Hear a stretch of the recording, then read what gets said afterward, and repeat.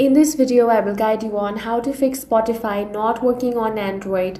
The first thing you want to do is tap and hold on the Spotify icon, then tap on this app info icon. Once you get to your settings, you want to find storage. Here tap on clear cache, then head back. Now tap on force stop. Now tap on OK. Once that is done, you want to select permissions. Here make sure that all the permissions are granted over here. Now the next thing you want to do is check your internet connection.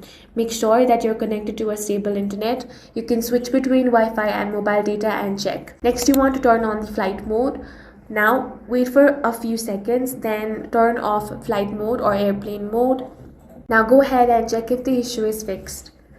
Next you want to update the app. For that, head over to Play Store or App Store, then tap on the search bar and here you want to search Spotify.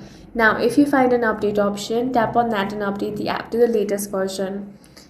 This should fix any bugs within the application.